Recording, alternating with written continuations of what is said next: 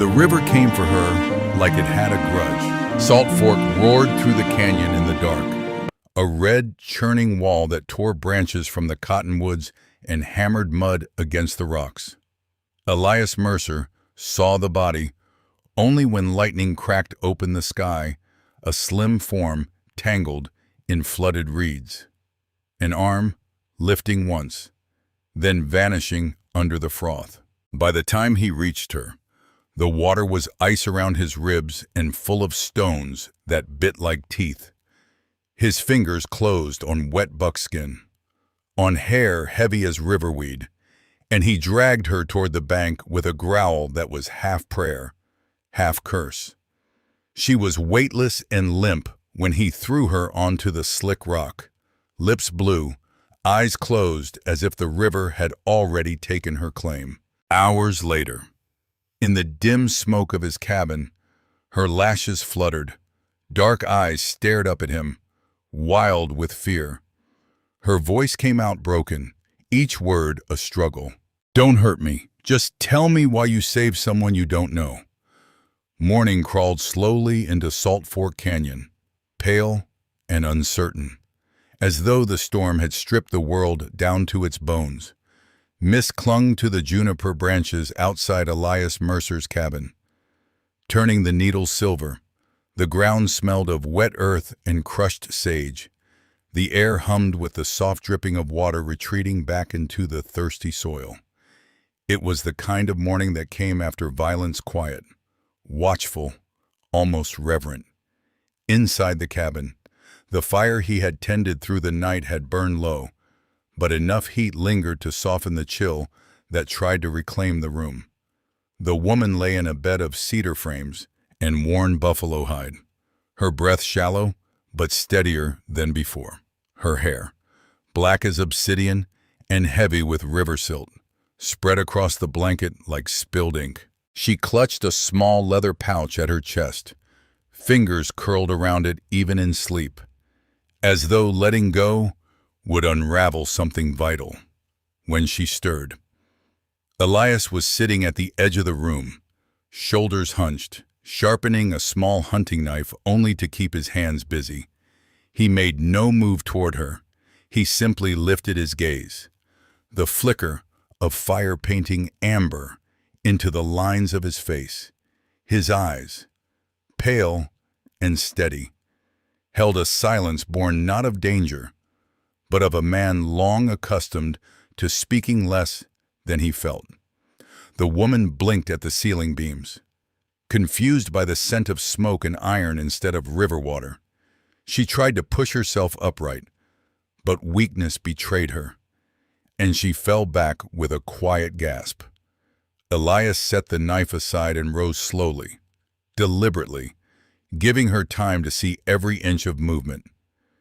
"You're safe," he said, voice low, almost rough from disuse.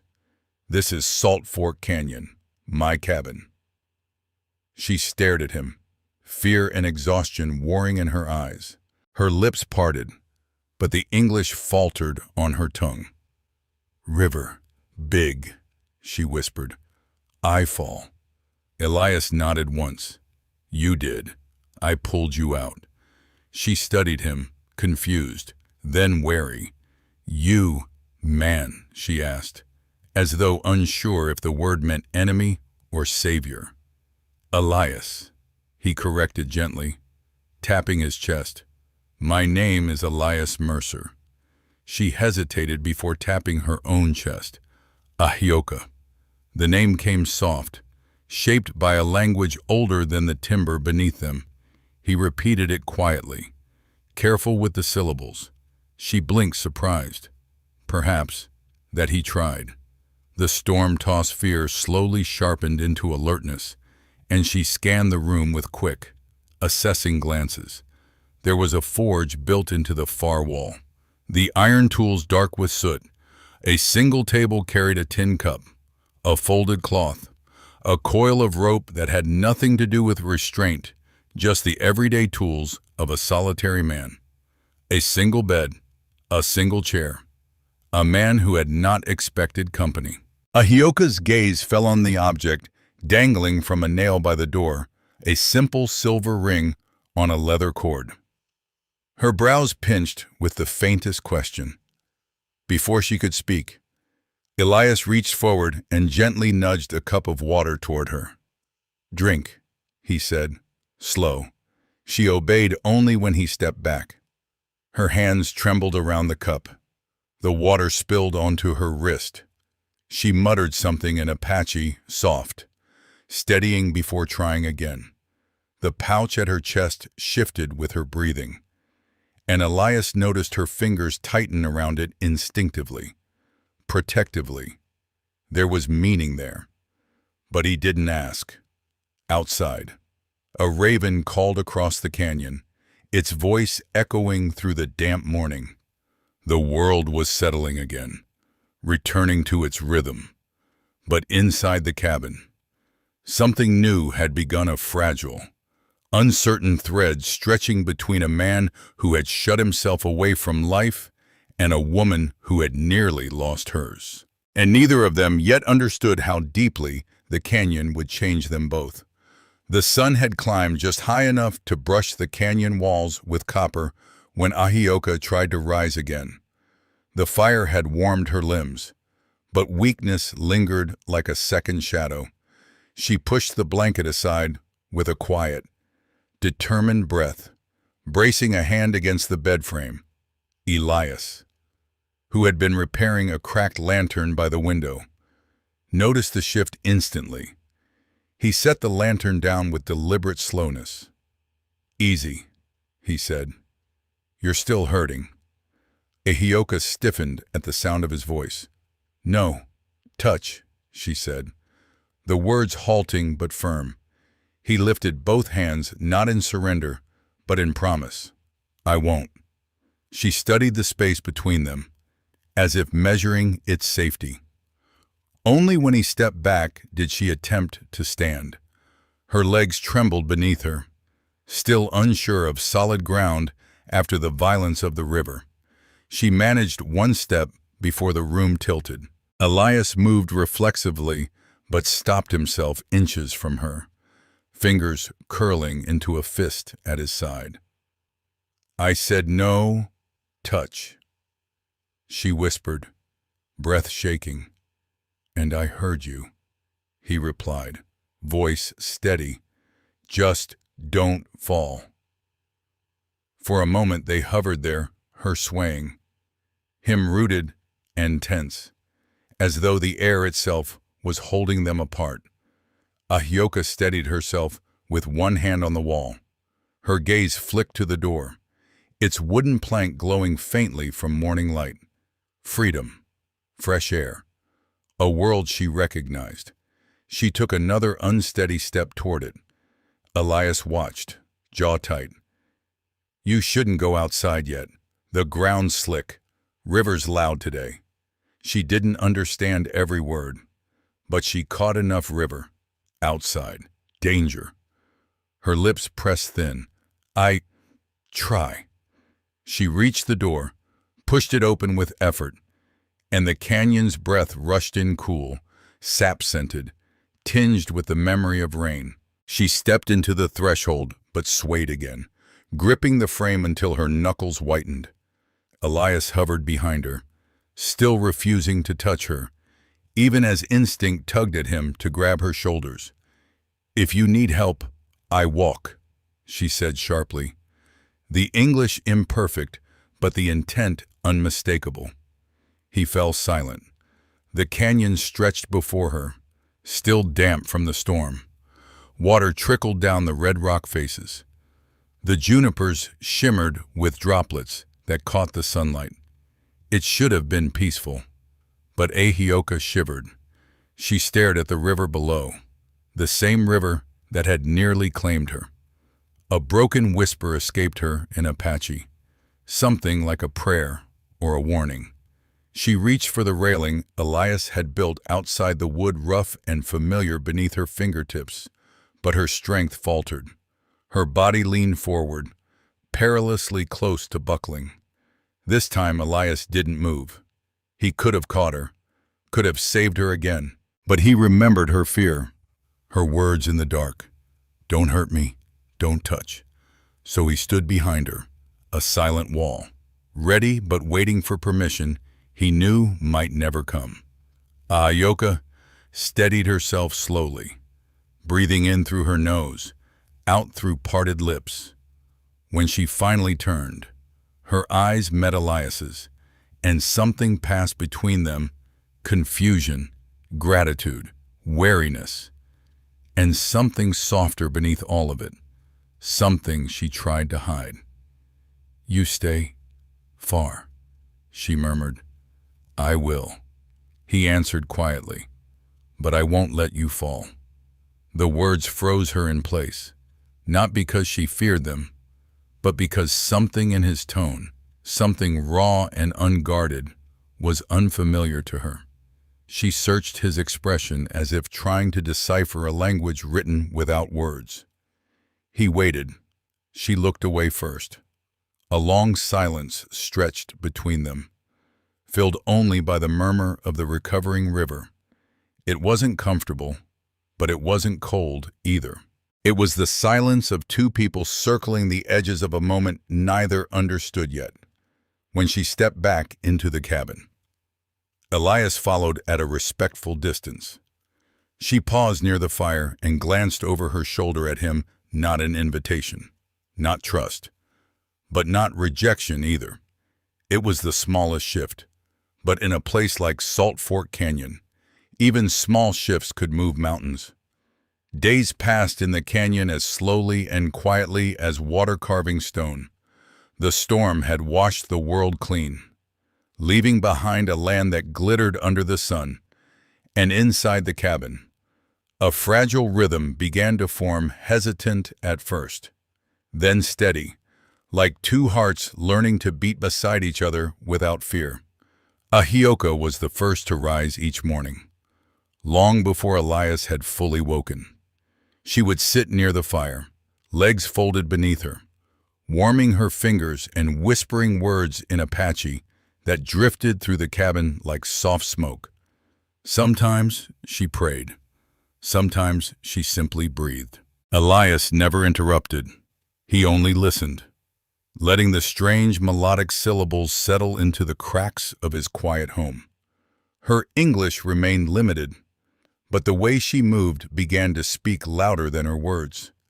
She straightened the blankets he never bothered folding, swept dust from corners he hadn't noticed in years, and arranged the few objects he owned: tools, a tin cup, a chipped wooden bowl, into neat, thoughtful order. When she found an old coat hanging near the door, she repaired a tear he had ignored for months, her stitches small and tight, nearly invisible. Elias watched all of this from a distance, uncertain of what to make of it. He had not asked for help. He had not wanted company.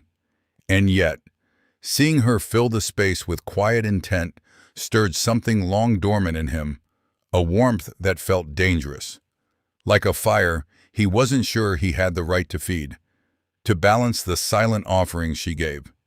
He began to offer his own. One morning, when Ahyoka stepped outside to breathe the crisp canyon air, she found a stack of fresh firewood split cleanly beside the door. Another day, when she struggled to fasten the clasp of her doeskin top with one hand. Elias simply nodded toward the table where he had carved a smooth wooden comb and set it near her pouch of herbs. She touched it gently, almost reverently, before slipping it into her belongings without a word. Their conversations were slow and halting. Elias would teach her a new English word each day, drawing it on a scrap of charcoal-blackened wood. Water, he said one morning, writing the letters with steady strokes. Ahyoka repeated them softly, then pressed her palm to her chest. Nuchi is wind, she whispered, offering him the Apache counterpart. Her words were careful, deliberate, as if she were placing something fragile in his hands. Elias tried the sound, stumbling over the fricative, and Ahyoka's lips curved in the faintest, fleeting smile. Their lessons continued like that, simple, but strangely intimate. Fire, home, safe. Safe was the hardest. She repeated the words several times, tapping her sternum, her brows lifting in question. Safe means no harm, Elias explained, searching for words she would understand.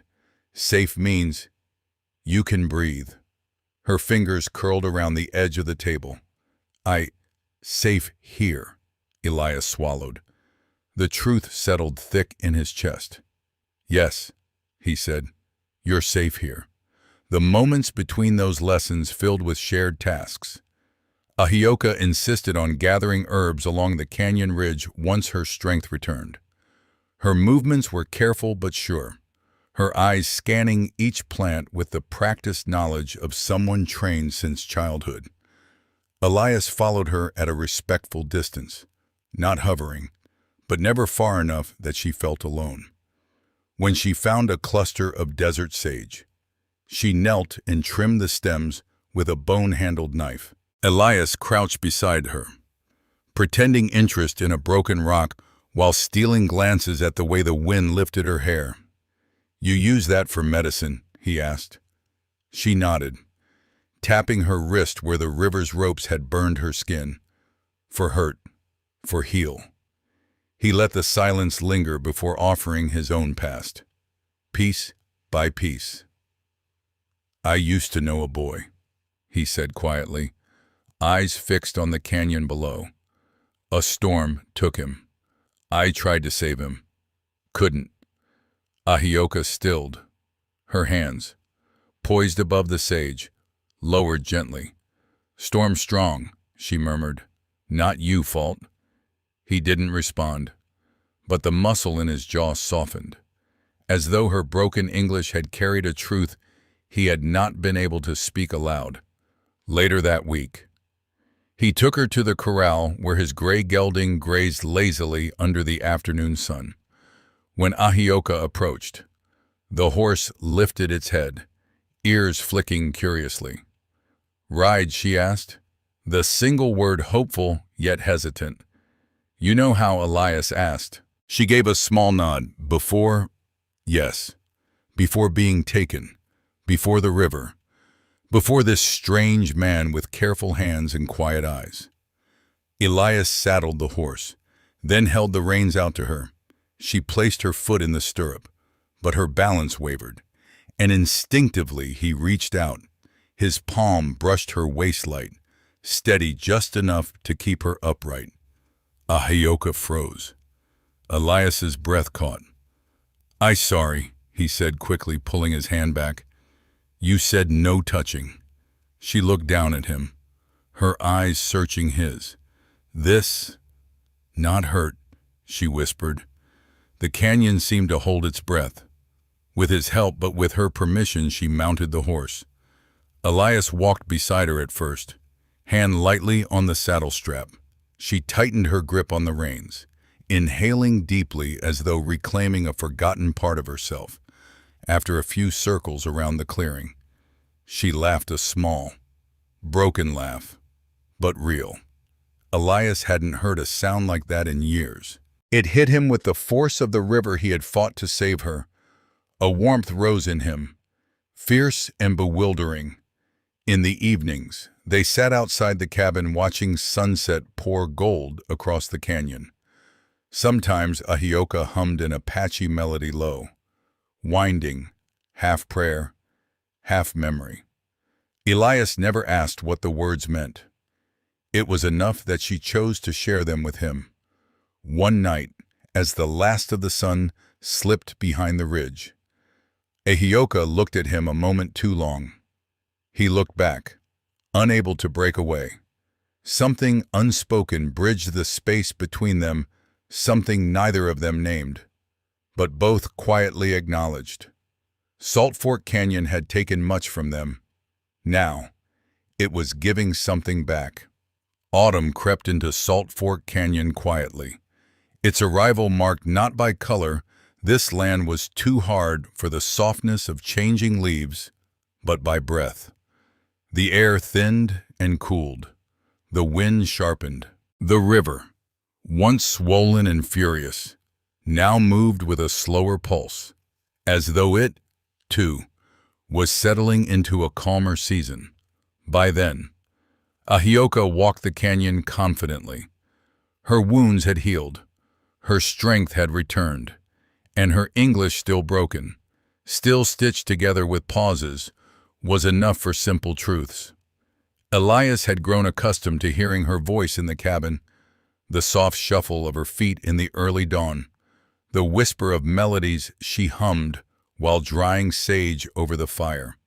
She belonged to the rhythm of this place now, and sometimes Elias forgot she had ever been a stranger at all.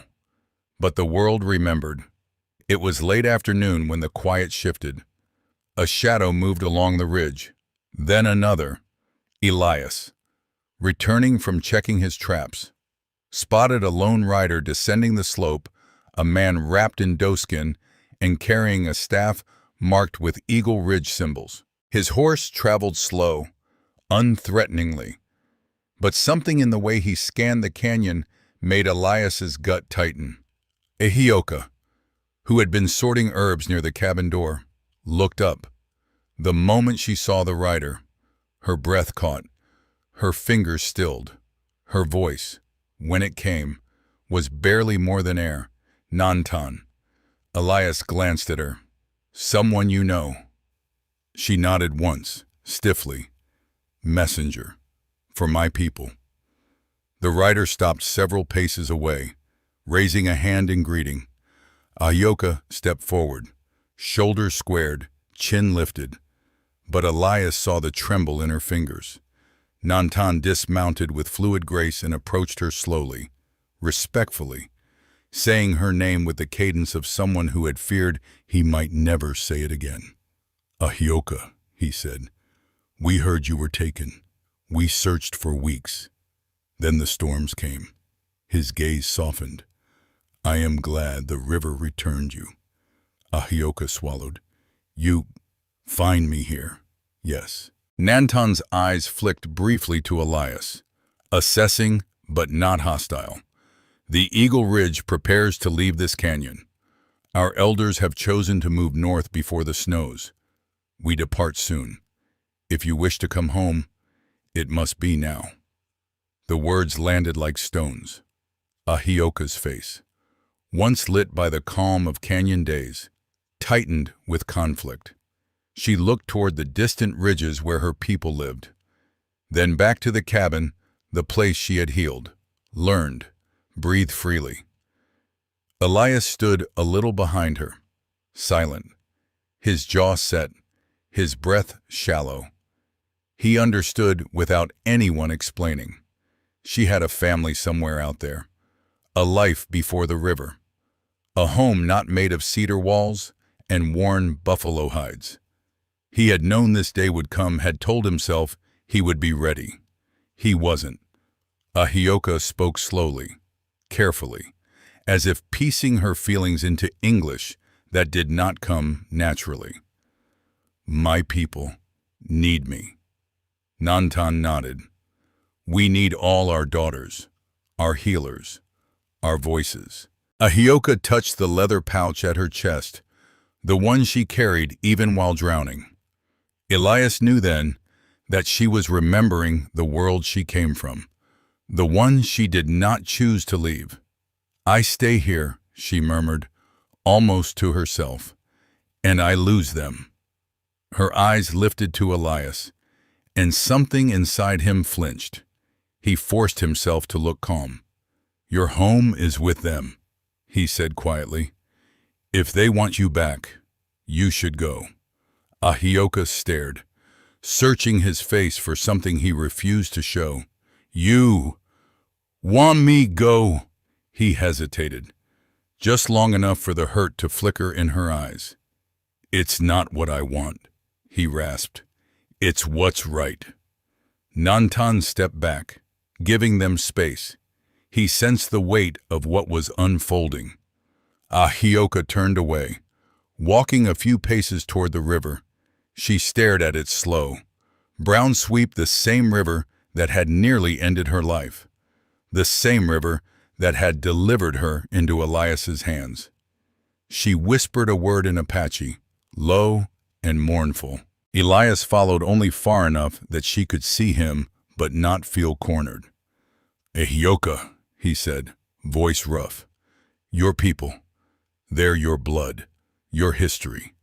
I can't keep you from that." She closed her eyes. "But here." Her hand lifted weakly, motioning toward the cabin, the firewood, the horse, the worn boots by the door. "Hear my spirit. Rest." His throat tightened. He had no answer that wouldn't betray him. Nantan watched, patient and solemn. "I will return at sunrise," he said. "Decide with a clear heart." He mounted his horse, offered one last look full of understanding, and rode back toward the ridge. The canyon was silent again. Ahioka did not move for a long time. The river whispered below, soft and steady, as though urging her to choose life, whichever shape it took. Finally, she spoke. "I not belong two worlds," she said quietly. "Must choose one." Elias forced the word out, though it hurt more than the river's cold bite. "Yes." She turned her face away so he could not see the tears forming at the edges of her eyes. And in that moment, when she stood between the world she came from and the one she had found, Salt Fork Canyon held its breath once more. Night settled over Salt Fork Canyon with a gentleness that felt at odds with the turmoil inside the cabin. The sky stretched wide and cold above the red rocks, the stars sharp as needles stitched into black cloth. Inside, the fire cracked softly, its glow brushing against the walls, casting Elias and Ahioka into a shifting tapestry of gold and shadow. She had not spoken since Nantan left, not truly. Her movements were clipped, quiet, cautious, as though every breath might tip the fragile balance inside her chest. Elias, meanwhile, moved through the cabin like a man trying not to disturb dust on a coffin. He reached for the kettle, then set it down, picked up a blanket, then folded it twice just to put it back exactly where it had been. Eventually, Ahioka sank onto the edge of the bed, her back straight, her hands clasped tightly around her pouch. Elias stood across the room with the fire between them, its light flickering across his tense shoulders. The silence thickened until it pressed against their throats. Finally, Elias exhaled and spoke. "You should sleep. Big choice tomorrow." Her chin lifted. "Sleep, not fix heart." He blinked, surprised by the clarity of her words. Her English was improving, but emotion sharpened it now, making it almost fluent. "What does your heart say?" he asked quietly. Ahioka inhaled shakily. "My people, my blood. They know my songs, my stories. They know my father, my mother." Her voice thinned. "But they not know me. Now." Elias stepped closer, slow as approaching a skittish horse. "What do you mean?" She looked up at him for the first time since sunset. "River changed me," she whispered. "Storm changed me. You." Her throat bobbed. "You changed me too." The words struck him like an unexpected blow. He swallowed. "I didn't mean to." A small, sad laugh escaped her. "Change not bad." Elias's gaze softened, but he didn't move closer. Not yet. Not until she chose to close the space herself. The fire cracked again. Ash drifted upward like pale ghosts. "I don't want to be the reason you lose your family," Elias said, forcing the truth out even as it twisted inside him. "I've already lost enough for both of us. I can't ask you to give up your people." Ahioka lowered her eyes. "You not ask. But if I go, I lose you." His breath hitched. For a moment he couldn't speak. She stood then, each movement trembling with held-back fear. She walked toward him until only the fire separated them. Her voice shook not from weakness, but from the courage it took to say something she had no words for in her own language. "If I stay," she whispered, hands curling at her sides, "your heart has room for me." The question landed like a stone dropped gently into deep water, soft, but sending rings wide and far. Elias's jaw clenched. His chest rose with a long, uneven breath. For a moment he looked away, as if searching the shadows for permission to feel what he felt. When he looked back at her, his eyes were unguarded, completely, painfully human. "It has been yours," he said, voice low and raw, "before I ever knew it." Ahioka inhaled sharply, the sound more like a sob than a breath. She stepped around the fire, hesitant but certain, closing the final distance between them. Her fingers reached out and brushed the sleeve of his shirt, not a full touch, but enough to ask the question her English still struggled to carry. He lifted his hand, giving her time to pull away. When she didn't, he let his palm settle gently over hers. Ahioka's eyes fluttered shut. Elias lowered his forehead to hers, the gesture simple, ancient, wordless. The fire warmed their joined hands. The canyon wind hummed outside, somewhere far above. The stars shifted, indifferent yet somehow bearing witness. "You don't have to choose alone," Elias murmured. Not alone," she answered, each word shaped with certainty. "Not now." The night held them like a vow. The river, quiet in the dark, whispered its approval. And for the first time since the storm, Ahioka's heart was calm. Dawn broke soft and pale over Salt Fork Canyon, the first light slipping between the high red cliffs like a whispered blessing. The river below moved gently, its surface no longer swollen or angry, but quiet, steady, as if it, too, had reached the end of a long grief. Smoke rose from Elias's chimney in a thin blue thread, curling into the chilled morning air. Ahioka stepped outside first. Her breath clouded in the cold, but her eyes were steady as they traced the familiar shapes of the canyon. The land no longer felt foreign beneath her feet. It felt chosen. Behind her, the cabin door creaked open, and Elias emerged, shoulders broad beneath his worn coat, the same quiet warmth in his gaze that had been there since the night she asked him the question that changed everything. Nantan appeared at the ridge not long after, guiding his horse with calm purpose. He dismounted and approached them with a respectful incline of his head. His gaze moved from Ahioka to Elias, then back to her, reading the truth in the air before she even spoke. "You have chosen," he said. Ahioka nodded. "I stay." Nantan studied her closely. "The elders will accept your choice. A woman's spirit knows its home." His voice softened. "I will bring them your peace." He pressed his forehead briefly to hers in blessing, then mounted his horse again. As he rode away, the canyon swallowed the sound of hooves until nothing remained but the faint rush of the river and the slow beating of two hearts standing side by side. Weeks later, with winter approaching, Elias and Ahioka rode into the small settlement beyond the canyon, a cluster of wooden buildings nestled along a trading route. They stood before the town's only preacher, a man who looked startled at first but gentle enough to listen. In the glow of lantern light, Elias took Ahioka's hand, and she whispered her vows carefully, each English word shaped with deliberate care. Their marriage was simple, quiet, witnessed only by the preacher, his wife, and the cold wind drifting under the eaves. But when Elias slid the silver ring once tied to his past onto Ahioka's finger, something deep in the canyon seemed to shift. A closing of one life, the beginning of another.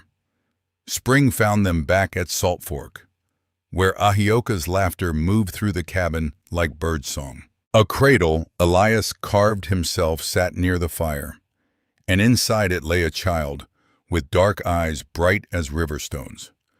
The baby gripped Elias's thumb with fierce determination, and Ahioka watched them both with a smile soft as evening light.